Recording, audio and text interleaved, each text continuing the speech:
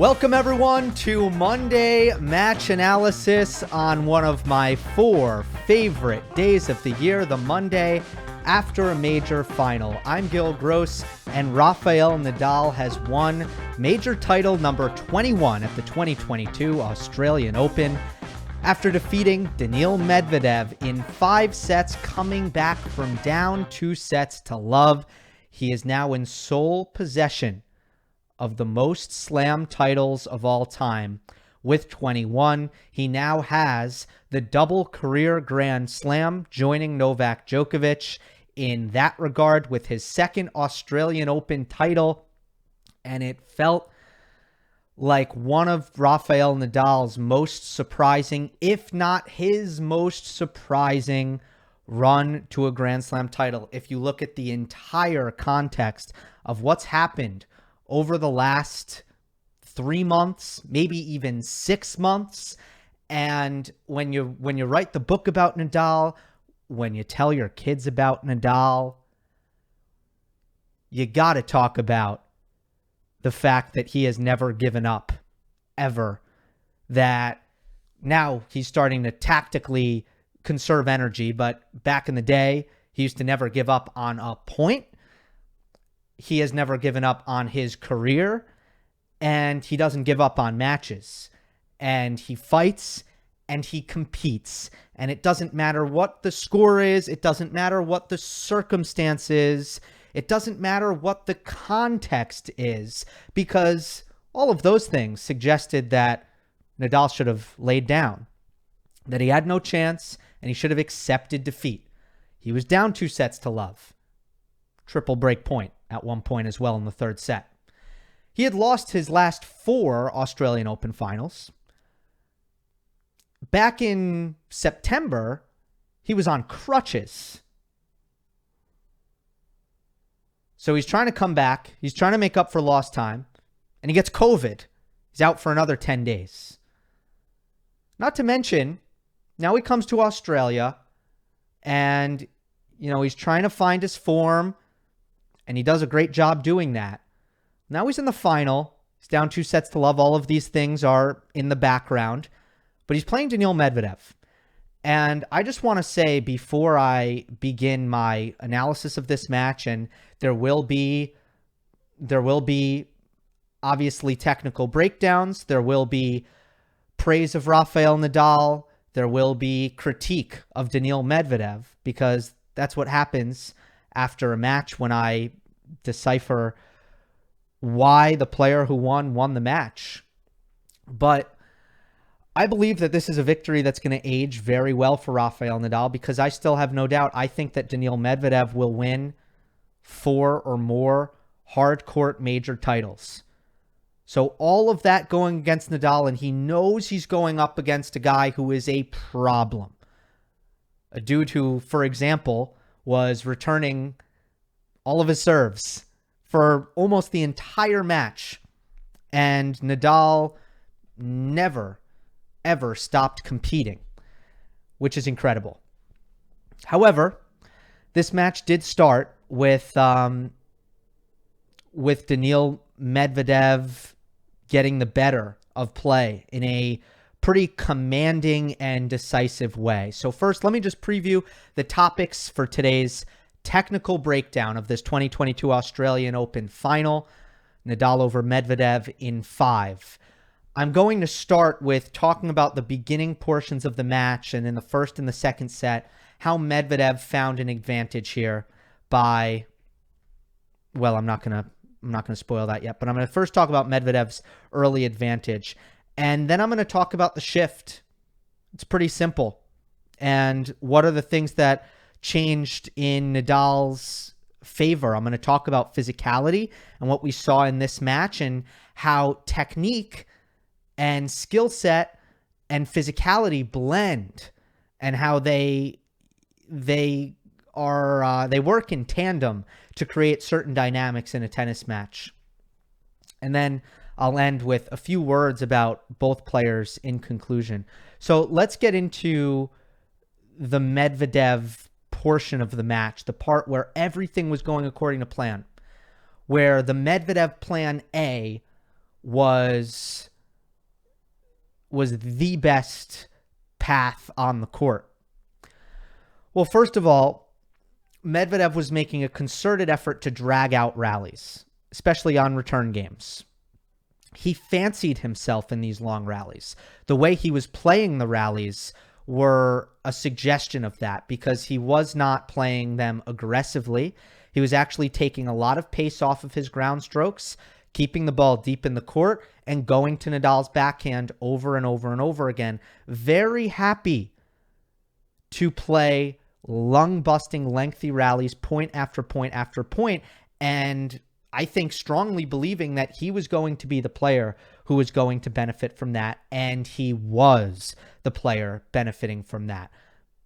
If you look at unforced errors in rallies that surpassed 5 shots, in the first 2 sets combined, Nadal 17 unforced errors, Medvedev 4. So this was when it comes to the rallies, this was pure shot tolerance on Medvedev, fancying himself in the consistency and the physicality department, and that was it. And it kind of did seem like Nadal was physically overmatched in these rallies, and it was going to be a problem for him. But more importantly, or just as importantly, Nadal was failing to shorten these points on his serve, which obviously he wants to do. And that is because, one, Daniil Medvedev was making 80% or more of returns in play, and that was true for all of the first 4 sets. It only dipped under 80% in the 5th set when it comes to Medvedev's returning. But not only was Medvedev neutralizing Nadal's serve, but over half the points that were being played on Nadal's serve, over 50%, were going past 4 shots. That was true in the first set, and that was true in the second set. And I guarantee you can go to the Matteo Berrettini match, the Denis Shapovalov match, the Adrian Manarino match. You can go round by round by round by round. There is nobody who came even close to dragging out the majority of Nadal's service points past 4 shots. Nobody came close to doing that, because nobody puts as many returns in play. And when they do put the returns in play, nobody has the depth on return to neutralize that Nadal first forehand that Medvedev has. So neutralize the Nadal serve, drag out the rally, make Medvedev was making Nadal try to hurt him on the backhand side. The Nadal backhand was not prepared to do that in the first set. The Nadal backhand was at 9 unforced errors to 1 finish. And in the second set, it got a little bit better. I'll get to the second set. I'll hint at the second set in a moment. But another thing in the first set was that Medvedev had a great serving set. His first serve was highly effective. And just like I talked about Medvedev, 80% or more returns in play for the first 4 sets, well, Nadal similarly had over 70%. Well, that's not true, actually. Over 60% returns in play for every set, not the first set. Nadal only made 55% of his returns in the first set. So what is the picture I'm painting in this first set? Medvedev winning the short rallies off the serve return dynamic and off of free point generation or cheap point generation off of the serve and the return. Then Medvedev winning the long rallies off of shot tolerance, consistency, and physicality. That's the first set. Now, in the second set, a couple of funky things happen. Tactically, Medvedev is doing exactly the same thing. Nadal is doing exactly the same things. Nothing is different in that respect. But from an execution perspective, Medvedev completely loses his first serve. Therefore, he's not getting free points anymore. And it becomes more of a tussle, I would say. But Nadal in the second set, and I'm going to leave this here, Nadal played his worst set off the ground in the second set. And there were more issues with Nadal making unforced errors off of his forehand wing in the second set in opportune positions, in attacking positions. and positions that I thought were pressure points, big points, where Nadal just letting the nerves get the better of him. That happened more in the second set than it did for the rest of the match, which is interesting from a nerve management standpoint because Nadal was great after the second set managing the nerves, even though he got broken serving for the match, which I should have mentioned right at the start. I should have mentioned that after being broken for the match in the 2012 final, broken for the match in the up a break in the fifth set in the 2012 final and the 2017 final. Didn't serve for the match, but up a break in the fifth set in both of those finals.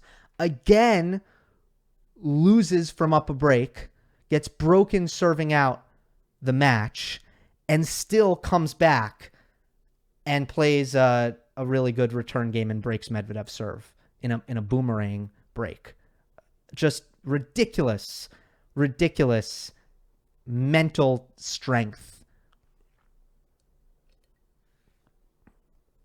Okay, so Medvedev wins the second set in a tiebreak. And if Medvedev, say, won in straight sets, just for example, in a parallel universe, if Medvedev won in straight sets, I'd probably be breaking down all of the missed opportunities and mistakes that Nadal made in the second set. He came back, so we're not going to waste our time going through that stuff. But it was as bad as Medvedev can serve. Medvedev's serve was terrible in the second set, and Medvedev still won the second set with the same baseline tactics, a lot of the same baseline tactics, and then some very clutch play at the end of the tiebreak, making some really good passing shots and some good plays, turning defense into offense, which we will see very, very soon will be the reverse dynamic. Yeah. Okay, so that brings us to the turnaround in this match. There was a physical shift. In the third set, there got to be a point where it was very clear Medvedev's tactics were different. They were changed. He was no longer taking pace off of his ground strokes, staying back behind the baseline, rallying patiently past 20 shots. It became, no, Medvedev, he's getting more aggressive. He's looking for finishes. He's trying to shorten points here. And Nadal started to look a lot fresher again because Nadal looked very tired. I haven't mentioned that. Nadal looked very tired throughout the first and second set. It looked like he was drained by this average rally length that he was having to withstand, which was, I think, 2 shots. I know Craig O'Shaughnessy was on Twitter giving the stats. It was like on average, and I know this doesn't sound like much, but as an average, it is like 2 shots longer every single rally than he was playing coming into the tournament. So he was looking really tired. There was a physical shift here. And before I get into the effects of that physical shift, we need to try to explain that physical shift. How is it that Medvedev looks like he has the better legs, the stronger legs, and then suddenly in the third set, and then almost for the rest of the match, not quite, but almost, suddenly Nadal looks like he's got the stronger legs? Medvedev is on the shaky legs? Medvedev is the one who is breaking down physically? How does that happen? What logic could possibly explain that? So I can't give a definitive answer, but I can certainly try. And I think I have a good idea of what happened here. First of all, there's a difference between short-term lung capacity and long-term muscular endurance. It's just a different thing. Triathlon runners are not the same as runners who do the 400-meter sprint. It's a different thing. And while Medvedev's short-term lung capacity and his short-term muscular endurance in the long rallies early on in the match was superior to Nadal's very, very clearly, that doesn't mean that Medvedev is stronger going into hour 4 than Rafael Nadal. So it's completely physiologically a different kind of stamina and a different kind of endurance. So I think that's the first thing. The second thing is effort, willpower, willingness to suffer. I can be in better shape than you, but if you're trying harder than me, if you're digging deeper, if you are suffering more, you might be able to get more out of your conditioning than I'm able to get out of my conditioning. And anyone who's ever worked out can understand this, which I think is probably most people who are listening and watching here. I mean, there is a limit that you have, and it's about how close to that limit are you able to push yourself. And most of us don't get anywhere near that. But, you know, when you're making decisions in a rally, when you're making decisions on the court, those decisions are altered and changed based on how hard you are willing to push yourself. And the reality, if we are focusing on first Medvedev's physical decline in this match, Medvedev got a second win in the fifth set. What does that tell you? It tells you that there was a little extra in there, that if Medvedev was giving 100% willingness to suffer in the third and the fourth sets, it was in him. He had it. He just wasn't untapping it because it was there, and we saw it in the fifth set. Whereas Nadal, he never really has that problem. And that's, you know, the doggedness of his work ethic on the court. He's never going to cheat himself. And he talks about willingness to suffer all the time. And I thought we saw that Medvedev was willing to suffer in the fifth set, but when he had that comfortable lead in the third and the fourth, and he was feeling it in the legs, his decision-making was compromised because he wasn't looking to suffer. He wasn't looking to push himself that extra 15, 20%, even though he was feeling it in the legs. Now, one thing that has to do with effort and willingness to suffer is crowd support. I'm going to talk a little bit more about the crowd later when I give my concluding thoughts on Medvedev, because that needs to be discussed. But the crowd behind you in tennis, that can help your effort. And Nadal had all of that, and Medvedev had none of that. That might have been part of what we saw in this match from a physical perspective, from an effort perspective. Now, I also think there needs to be an explanation on Nadal's revival, because what I just explained is maybe why Medvedev dipped and then reemerged in the fifth set.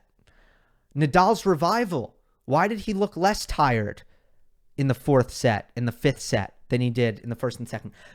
Two reasons. One, shorter points, rally lengths decreasing. Second thing, cooler temperatures. And that might have been a factor.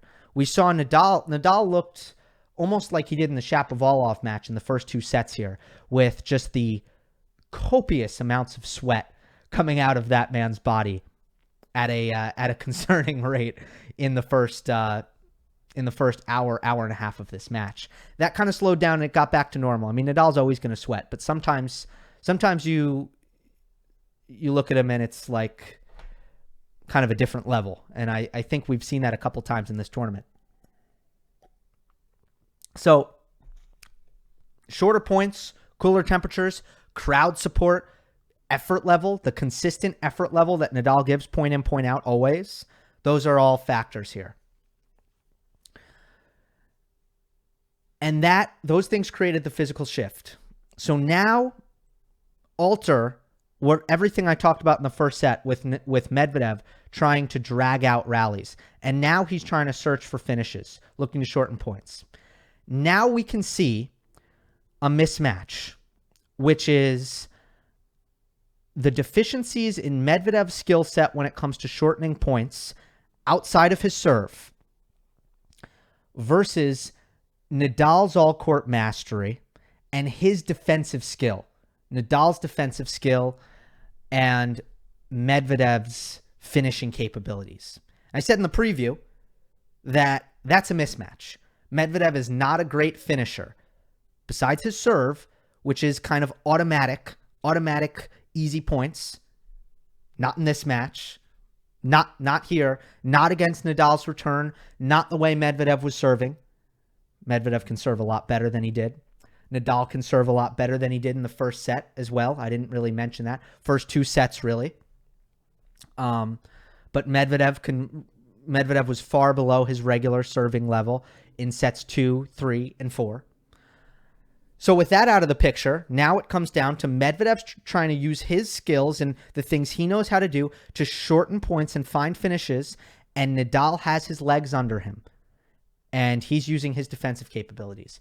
So what I'm going to do now is we're going to look at some film, a little bit of film study here. Here's the things you're going to see in the points I'm going to show. Medvedev forecourt discomfort and bad execution on the drop shots and the volleys. Also, Medvedev leaving himself open to counterattack due to baseline positioning and underpowered ground game. And Nadal's amazing counterattacking. All right, so let's get into this. I have a lot of points to show you here. And mind you, I'm not going to just cherry pick those common themes. I'm only going to show you points from essential points in Rafael Nadal's comeback. So here we go. It's going to start with this love 40 game at 2-3. Medvedev is up 2 sets to love. Nadal serving at 2-3 in the third set. It is love 40, but we're going to pick things up at 15-40. Medvedev steps into this backhand, and I want you to look at where he is on the court. Medvedev had all the momentum going forward. He had a backhand to attack. He steps in. He plasters it right on the baseline.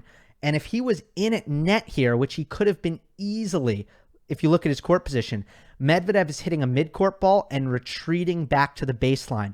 You're going to see a lot of this. And what that opens Medvedev up to is the counterattack by Nadal. So now Nadal's next ball is somewhat strong in itself, and Medvedev is moving backwards. He's off balance on this cross-court backhand because his court position was in a compromised place here when he hit this backhand. He was in no man's land in front of the baseline, so he's unable to defend this next ball because of his offensive court position, and he didn't come forward when he could have. We're going to see that a lot. Next point, 30-40. Medvedev hits the backhand dropper in another attackable position, but Nadal's going to get up to it. And look, again, Medvedev doesn't come to net. He doesn't follow his drop shot to net, which is almost always a great idea. And he's in no man's land again here. He has to account for the Nadal redrop. So, he's standing in a decent spot, but Nadal gets good depth on this backhand dig. And Medvedev just awkwardly charges up, expecting the redrop. Nadal punches it deep, and Nadal misses this weird forehand volley, again caught in no man's land, because he's just finding himself in awkward court positions here, but doesn't finish from the offensive position going for his backhand drop shot. So Nadal holds serve there. Let's go to 4-all in the third set. Medvedev now on serve at this 4-all game. And he's going to get this very attackable backhand inside the service box. He looks for the finish, goes down the line. Nadal anticipates and hits this backhand cross-court pass for a winner. So Medvedev doesn't finish from this spot where he expects himself to, but also a good play by Nadal.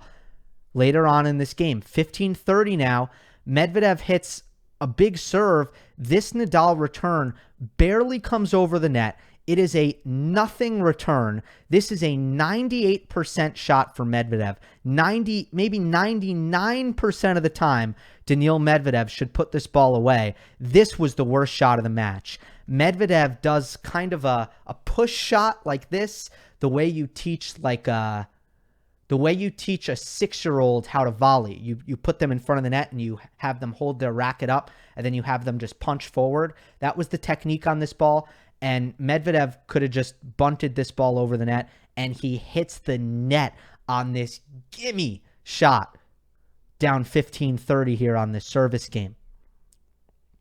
Now, break point 30-40. Look at this Medvedev forehand. In between the baseline and the service line, this is prime finishing position. He's so close to net. He's definitely going to come forward here. He hits this cross court, and Nadal hits a wonderful backhand down the line passing shot to break serve here in this third set.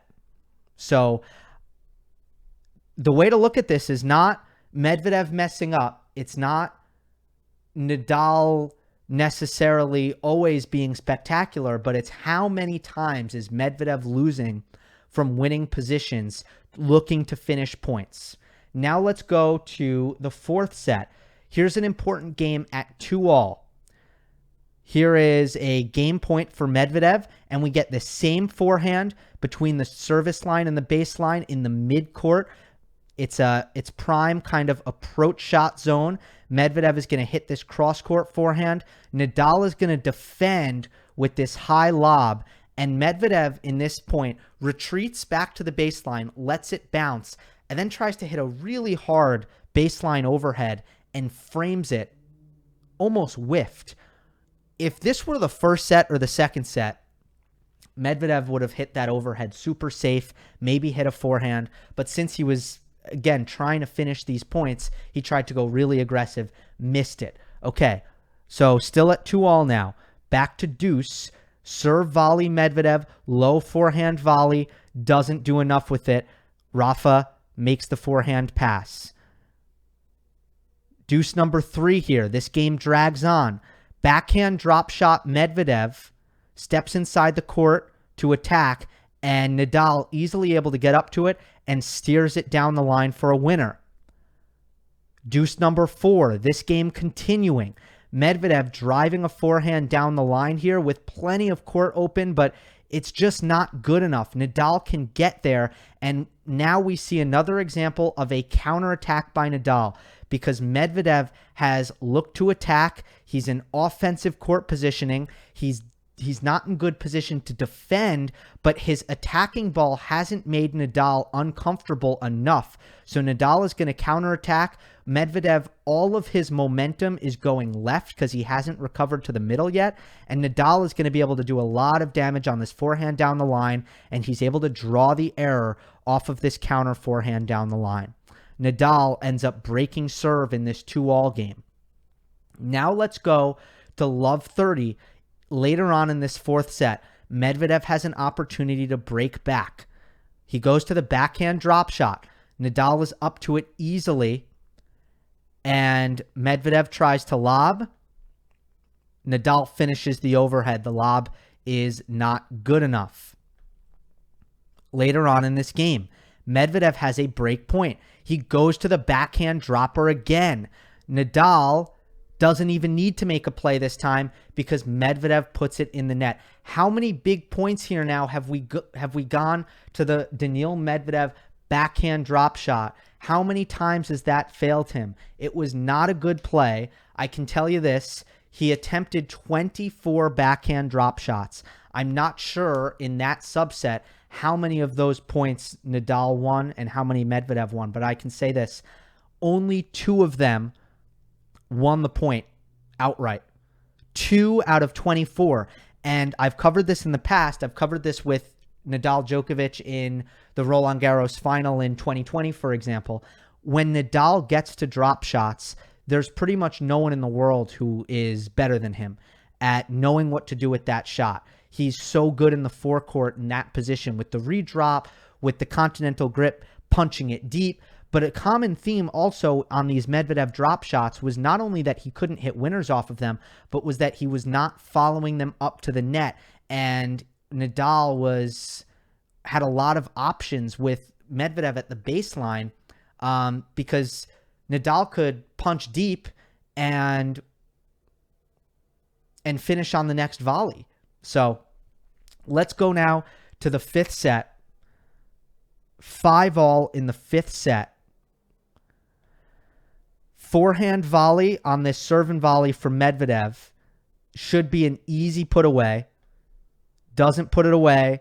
Nadal with the forehand pass down the line. Later on in the game, 30-15, Look at this position from Medvedev. It's a backhand on top of the service line. I mean, this is prime finishing. This is the prime part of the court where you look to finish these points. You either look to hit a winner, force an error, come forward, finish a volley. Medvedev goes to the backhand drop shot again. Nadal with a beautiful dig here. Cross-court winner. That time Medvedev was at the net behind his drop shot, but it didn't matter. But, I mean, another just prime finishing position Medvedev can't finish. Now it's deuce. Still in this 5-all game in the 5th set. Medvedev hits this backhand cross-court very hard, lots of pace. And look at that. He's on top of the baseline. He's trying to be offensive. That opens up the offense for Nadal because that cross-court backhand that Medvedev hit very hard, Nadal anticipated it. It didn't make Nadal uncomfortable. Now there's space up the line for the Rafa counter forehand, which forces the error. And finally, break point at 5-all here. This is a first forehand. So Medvedev makes his first serve. Nadal makes a defensive return. This is Medvedev's first forehand. He's going to lean into it, and he overcooks it. And this is a forehand that I've seen Medvedev miss so many times, and it's hurt him throughout his young career when he has to generate. And in general, I haven't included Medvedev errors in this montage. I'm just mostly showing Nadal's, because I want to show Nadal's defense and his counterattacking. But obviously, that is also worked into the subset of points here. I'm also not showing you all the points where Medvedev had a chance to finish, didn't. Nadal was the aggressor later in the rally and ended up winning the points. Okay. Now let's go first point of... Oh, wait. Yeah. Now let's go first point, and this is the last point I'm going to show you guys. First point of Nadal serving it out in the 5th set. This is an important point here. Again, Medvedev stepping in and looking to be aggressive on his backhand and doesn't do enough. Nadal gets there, great movement, but he's Medvedev not recovered to the middle of the court, not in good position to defend, and Nadal's open stance backhand cross court has Medvedev moving backwards, and Medvedev nets this forehand. So look at all the counterattacks we've seen from Nadal. I've shown you Medvedev forehand down the line, Nadal on the run, counter forehand down the line against the grain behind Daniil Medvedev.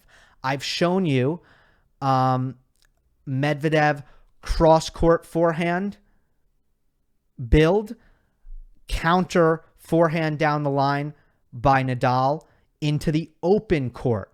Now I've shown you this last one was backhand down the line for Medvedev, backhand cross-court counterattack by Nadal. Why weren't these counters open in the first 2 sets?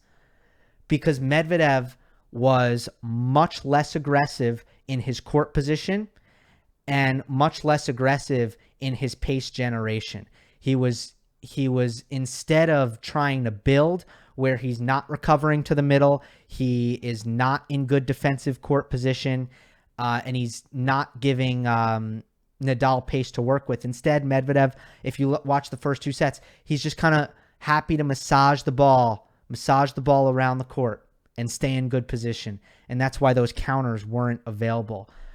So, very simple.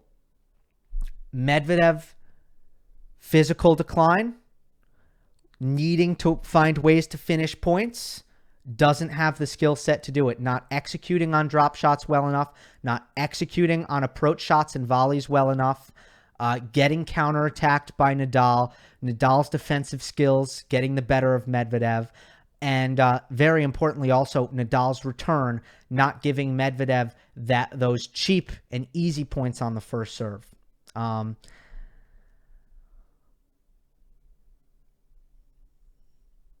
I said going into the 5th set, if they're both tired, who do I like? And I put this on Twitter. You favor Nadal.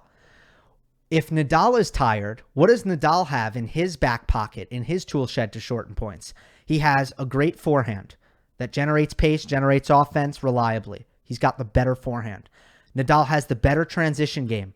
Nadal has the better drop shots. Nadal has the better toughness. Nadal has the better decision making. What did Medvedev need? The serve. That's what Medvedev had. And he didn't have that. So it was going to be Nadal here.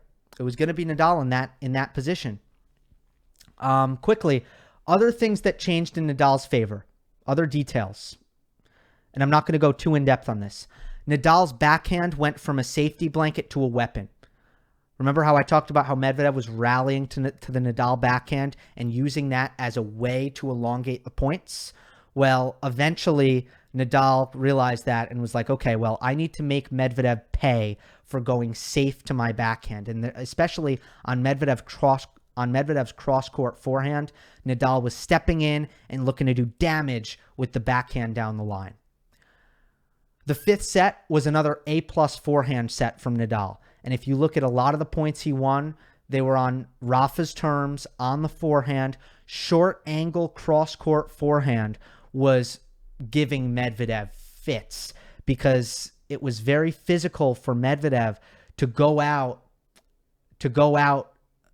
beyond, into the doubles alley, beyond the sideline really, and to hit those open stance backhands on the run and then have to recover to the middle from those positions. And I mean, just with Medvedev's legs screaming at that point in the match, that was just a brutal tactic by Nadal in a good way, brutal in a good way.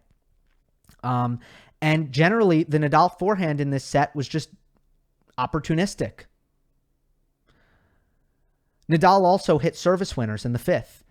And you can look at these crucial service games that Medvedev was in. And for the first time all match, and I have no explanation for this, for the first time all match, Nadal hit some service winners. And I mean, I said before the first match, Nadal is going to have to win with other tools besides his first serve. And that was true. That was mainly true. Inexplicably, for the first time all match, in the last couple games there, towards the tail end of the fifth set, Medvedev was missing returns. He was there for most of them. Nadal did hit some good first serves, but they were returns that Medvedev was making the whole match, plain and simple. And suddenly Medvedev wasn't making those returns. If you look at his returns in play, I just want to read off the numbers. First set, 81. Then 86, 91, 89, 67 in the fifth. 67. Above 80% every single set, well above 80% in most of the sets. Suddenly, fifth set, 67%. So Nadal suddenly got 3 points. That was big for him. That was major in the fifth set. Concluding on Medvedev, what do I make of his performance as a whole, his loss, his performance, all that? Plan A was a winning plan for Daniil, but it was a very, very physical plan. Extraordinarily. And I don't know if it was just that it's such a physical plan that it doesn't make much sense and it wasn't going to work. Or maybe it was the physicality of the Tsitsipas match and the Felix match that came into play here in the final. You don't know and you can't know. But plan A was a winning plan, but it was too physical. He couldn't sustain plan A. The problems were with plan B. And that's where some of the skills that he hasn't developed as well, the volleys, mainly, the transition game, the ability to finish from the back of the court. Because at the end of the day, if he could finish from the back better, he wouldn't have to come forward to finish. He wouldn't have to finish at net. If he had he's never going to have this, but just for example, if he were like Dominic Thiem, he could have a much better success rate just staying back and finishing from the baseline. Anyway, so point finishing development is needed on Medvedev's side of things. Lastly, the crowd. What happened with the crowd here? I think it affected Daniil. I think it bothered Daniil. And after the match, he seemed very hurt by it, very affected by it. And his press conference was pretty sad. Again, I think he really felt he really felt hurt by the crowd here, and just how, they were cheering his double faults. They were cheering his mistakes. I talked about that worst shot in the match that he hit off of that big first serve when he just missed the shot that should be 99%. I mean, you and I, you watching this video probably could have put it away on the shot that he missed. The crowd went crazy. And then Medvedev gave a sarcastic clap. He said, oh yeah, right? Medvedev was frustrated with the crowd. So I think he needs a plan in the future of how he should process that, how he should try to process that. But also, I understand how hard that is. And I don't expect that at this stage in his career, or maybe you can go an entire career without learning and understanding how to process mentally the crowd being that thoroughly against you. A lot of it, I think, is acceptance, though, of just, I'm playing Nadal. The crowd will be cheering every time I lose a point. And like, how can you get to a place of acceptance there? But there's another factor here, which is that this wasn't just a problem in this match. This was the Tsitsipas match. This was the Kyrgios match. Australia didn't like Daniil throughout this event. They just didn't. And part of that, folks, Daniil Medvedev's fault. Nobody's fault, just Daniil Medvedev's fault, period. The way he was reacting to the crowd at times during this tournament was counterproductive. The clashes that he's had, the abusive outbursts that he's had with chair umpires, that's off-putting behavior. People are going to root against you harder when you do those things. That's it. So part of me, I feel bad for Medvedev. I do. It's got to be hard to have a crowd that against you. Another part of me, his actions created his own problem with the crowd. And he can work on that. How can I make sure that I don't alienate the crowd? I think, he should reflect on that, in my opinion. Finally, let me conclude on Nadal. Once again, the skill set advantages outweigh the supposed physical youth advantages. Oftentimes, and we've seen this with Djokovic more often, like with the 5-setter against Dominic Thiem in the Australian Open 2 years ago. Who had the legs in the 5th set? Novak, not Dominic. Age didn't matter. Again, who's got the legs? Nadal. Not so much Medvedev. Age didn't matter. What does matter in these matches? I know I've talked about this before. What is mattering? Skill development. That Rafael Nadal has meticulously improved and developed throughout his career. The Rafael Nadal at 25 years old, who was a physical monster, who would have never been outlasted in the rallies like he did in the first 2 sets against Daniil Medvedev in this match. Never would have 25-year-old Nadal had, 17 unforced errors to 4 in long rallies in the first 2 sets. Not a chance. Guess what? Young Nadal would never have executed on the serve plus drop shot, the serve volley, the backhand slice, the approach shot volley, the first serves that got him those crucial free points in the 5th set. Never would young Nadal have been able to do that. The skill development wins. He had the legs, he had the physicality necessary to maintain his level throughout the last 3 sets. So that matters. But what was the difference? It was not youth once again. It was skill set advantages. And again, I just want to reiterate, this exemplified Rafael Nadal as a competitor. We know the player who he is. We know the talent that he possesses, the shots that he's able to come up with. But the reality still remains that in the circumstances that he's had in the last 6 months, the way the first 2 sets of this match went, the challenges that Daniil Medvedev represents, most players would have quit. Most players would have lied down. Rafael Nadal didn't. It is number 21. It is another twist in the slam tally saga, the history of the big 3. Nadal pulls ahead. He'll go into Roland Garros with a 1-slam lead. He's won the Australian Open when it looks like he may never win this tournament again, to the heartbreak of him and his fans. But no, Rafael Nadal comes through in one of his most impressive slam runs of his career. Congratulations to Rafael Nadal and his fans. Hope you enjoyed. Don't forget to subscribe, and I'll see you next time.